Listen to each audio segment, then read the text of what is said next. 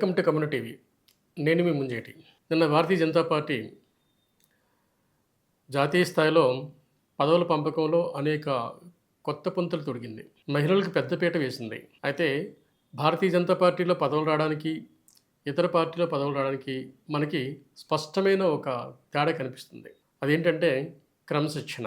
ఆ క్రమశిక్షణ ఆ పార్టీలో మాత్రమే మనం చూస్తాం ఇప్పుడు. మీరు చూడండి, ఈ మధ్య కాలంలో ఆంధ్రప్రదేశ్లో, తెలంగాణలో పదవి రాని, లేదు పదవి లేని, లేదు పదవి ఇవ్వని వాళ్ళు చాలామంది అలిగి ఉండడము, లేదు కామెంట్ చేయడము, లేదు ఇంకో పార్టీ వైపు మొగ్గు చూపడమో మనకు కనిపిస్తుంటుంది. అది ఆంధ్రప్రదేశ్ అనే కాదు, తెలంగాణలో కావచ్చు. తెలంగాణలో కూడాను మీకు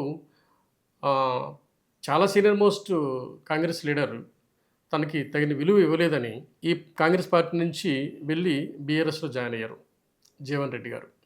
సో ఇట్లాంటి వాళ్ళు చాలామంది ఒక పదవి రాకపోతేను అనేక పదవులు వెలగబెట్టిన తర్వాత కూడా, బాగా సంపాదించుకున్న తర్వాత కూడా, ముసలి వయసులో చివరి వయసులో కూడా ఇంకేది పదవి రాలేదని అలిగి ఆ పార్టీకి అన్యాయం చేయడమో, ఆ పార్టీని మోసం చేయడమో, ఆ పార్టీ అంతవరకు ఇచ్చిన ఆ పార్టీని తోలనాడమో జరుగుతూ ఉన్నది మనం సహజంగా చూస్తున్నాం.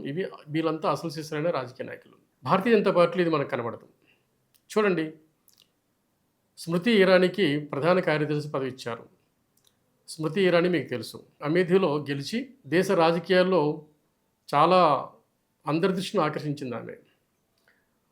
ఒక టీవీ నటిగా అధికారంలోకి వస్తూ భారతీయ జనతా పార్టీ ఆమెని బాగా ఎంకరేజ్ చేసిన తర్వాత, మీకు సోనియా ఫ్యామిలీ మీద ఆమెను పోటీ చేసి గెలిచిన తర్వాత ఆమె ప్రభ ఇంకా బాగా ఎలుగుతుంది అనుకున్నాం. కానీ ఆమెకు అప్పుడున్న పదవులు చాలా వరకు తగ్గించి ఆమెని కార్నర్లో పెట్టారు. అయితే అంత మాత్రం చేత ఆమె కాంగ్రెస్ పార్టీ వైపు పోలేదు, ఇంకొక పార్టీ వైపు వెళ్ళిపోలేదు, మరో పార్టీని ఆసరా అడగలేదు, ఇంకోటి ఉన్న పార్టీని అలిగి కూర్చోలేదు, లేదు ఉన్న పార్టీని ఏదో రకరకాల కామెంట్తో ఇబ్బంది పెట్టలేదు. క్రమశిక్షణతోనే ఉన్నారు. కాబట్టి ఆ పార్టీ ఆమెను మళ్ళీ గుర్తించి ప్రధాన కార్యదర్శిగా ఆమెను అపాయింట్ చేశారు.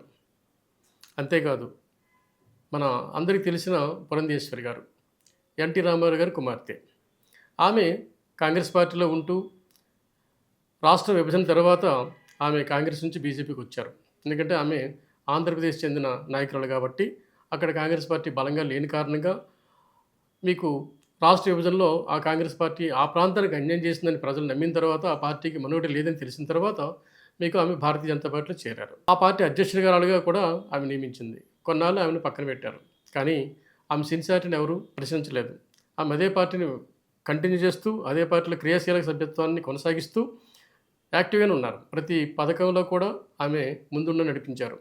ప్రతి యాక్టివిటీస్లో కూడా ప్రజల విషయంలో కానీ, ఈ మధ్యకాలంలో మీరు ఒక రాజమండ్రిలో ఒక యాక్సిడెంట్ జరిగింది. ఆ యాక్సిడెంట్లో ఒక మెడికల్ చనిపోతే ఆమె ముందుండి న్యాయం చేస్తానని చెప్పి ముందుకు వచ్చారు. సో ఇట్లాంటి ఎటువంటి సామాజిక అంశాలు కూడా ఆమె వెనకబడి ఉండలేదు. ఆమె ముందుండే ఉన్నారు. ఆమెను గుర్తింపుగా ఇప్పుడు జాతీయ ఉపాధ్యక్షురాలుగా ఆమెను అపాయింట్ చేశారు. సో ఇలాంటి సంస్కృతి భారతీయ జనతా పార్టీలో మనకు కనిపిస్తుంది, మిగతా పార్టీలో కనబడదు. అంటే ఒక పార్టీకి పదవి ఉన్నప్పుడు ఒకలాగా, పదవి లేనప్పుడు ఇంకొకలాగా అనేది భారతీయ జనతా పార్టీలో చాలా చాలా చాలా చాలా తక్కువ. ఇతర పార్టీలో వాటి ప్రభ చాలా ఎక్కువ ఉంటుంది. పదవి లేని ఒక రకంగా ఉంటారు, పదవి ఉన్నప్పుడు ఒకలాగా ఉంటారు. పదవి ఉన్నప్పుడు బాగా లాయల్టీగా పనిచేస్తారు, పదవి లేకపోతే ఒక్కసారి గుండెల మీద తన్ని పోతుంటారు. ఇది మనం చూస్తున్న రాజకీయ నాయకుల్లో సాధారణమైన పోకడ. భారతీయ జనతా పార్టీ దీనికి అతీతమైంది. అతీతం అవడానికి కారణం స్మృతి ఇరానీ మళ్ళీ స్క్రీన్ మీదకి రావడం, పురంధేశ్వరికి అంతకంటే పెద్ద పదవి ఇవ్వడం. మిగతా పదవులన్నీ అందరికీ తెలిసిందే.